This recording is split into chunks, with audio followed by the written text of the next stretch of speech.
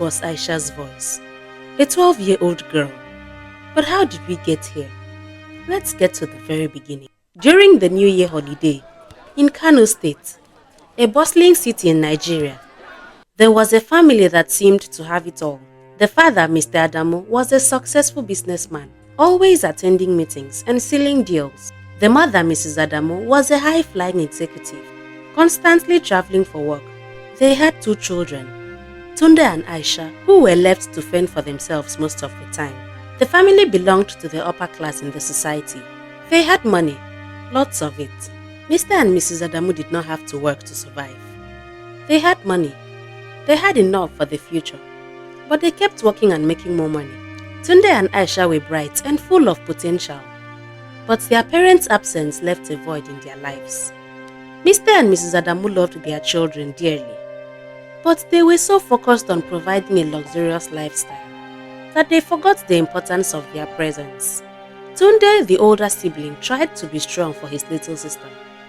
But as time went on, he felt increasingly lonely and frustrated. He began spending more time outside, seeking the attention and companionship he craved. He fell in with a group of older boys who promised him the excitement and belonging he was missing at home. Aisha, on the other hand, withdrew into herself. She spent hours on social media, looking for validation and affection from strangers. She started sharing personal details online, thinking it was harmless fun. One day, she received a friend request from a random guy on Facebook, Davido. Davido was a handsome young man. Added to that, he was a popular musician. According to his profile, he won many singing awards and was the biggest name in Nigeria's music entertainment industry. What? Aisha was so happy that Davido wanted to be her friend. She couldn't believe it. Biggest OBO just sent her a friend request. She ran to the parlor to inform her mom, Mrs. Adamu. Mommy, guess what? Before she could complete it, Mrs. Adamu shouted, "What is it, this girl? Can't you see I'm working? How many times have I warned you about disturbing me when I'm working? I'm doing this for you. So take your childhood fantasies and go to your room." Aisha was sad, and she walked back to her room. She swore never to disturb her mother again.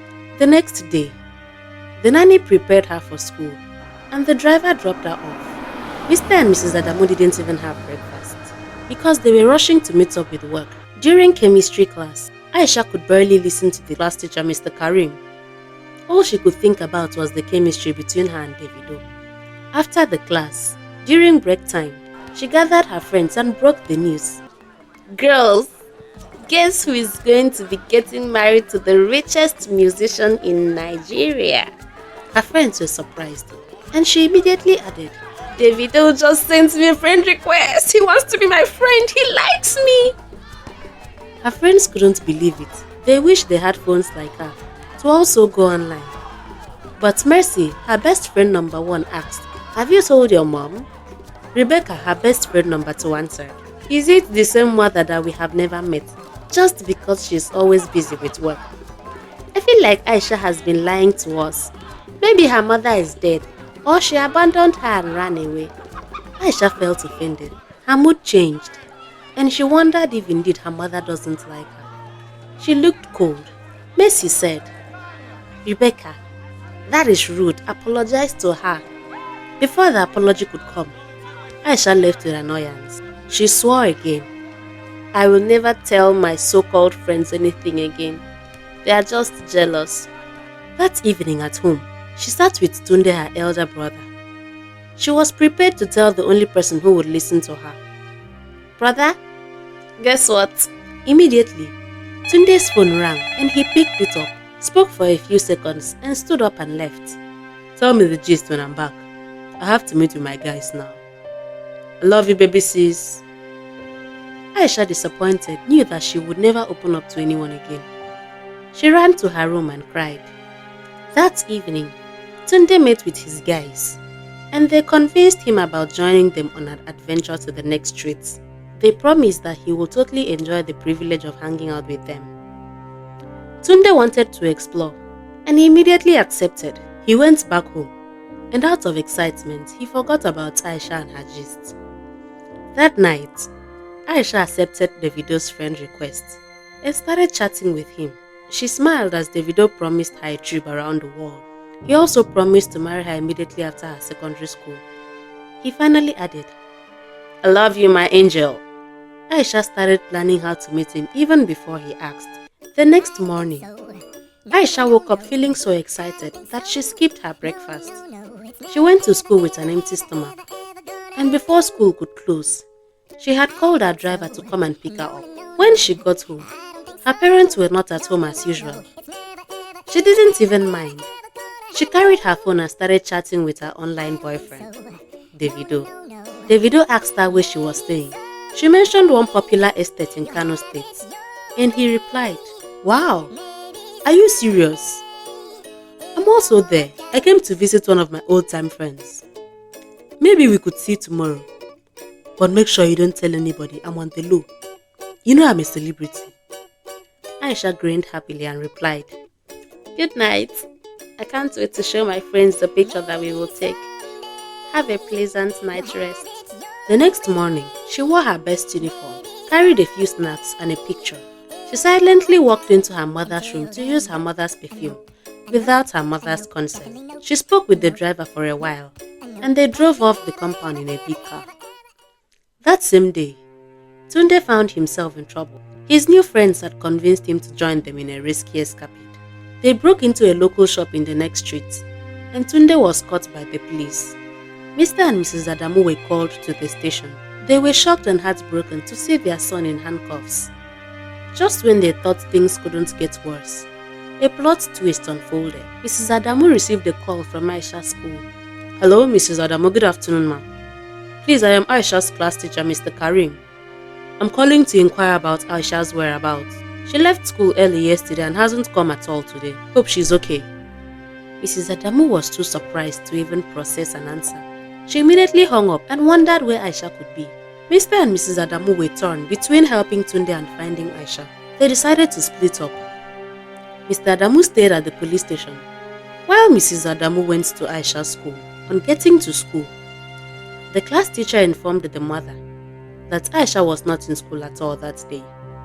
And according to the school policy, as the class teacher, he had to call her guardian and know the details.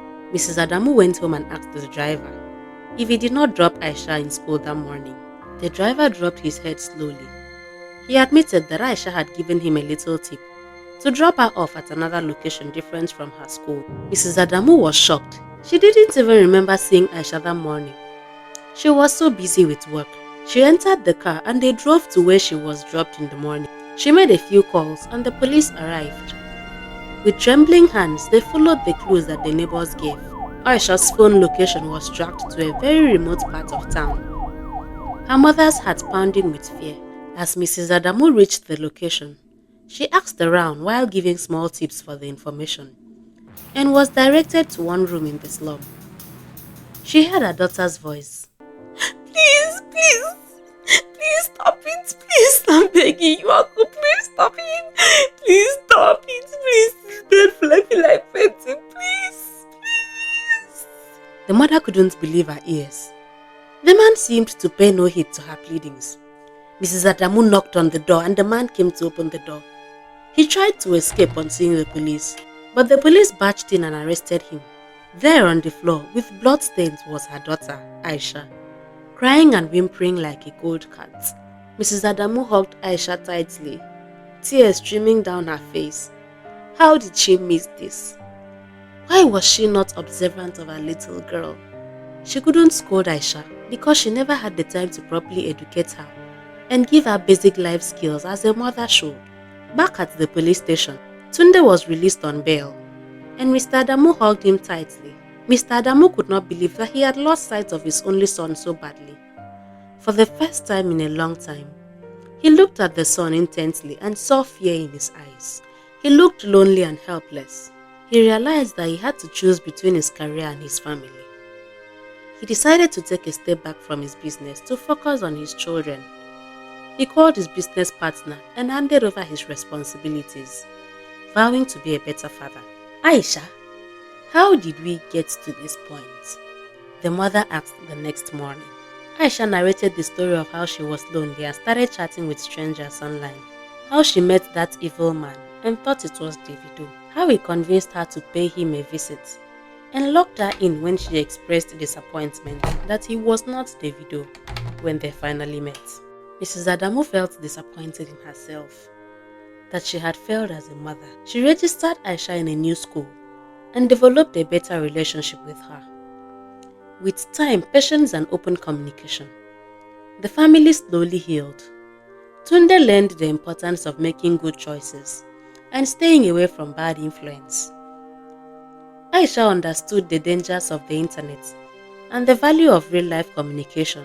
And Mr. and Mrs. Adamu paid more attention to their family. They attended school events, shared meals together, and spent quality time as a family. They realized that their presence was the most valuable gift that they could give their children. As parents, let us not lose sight of our family in the course of making money.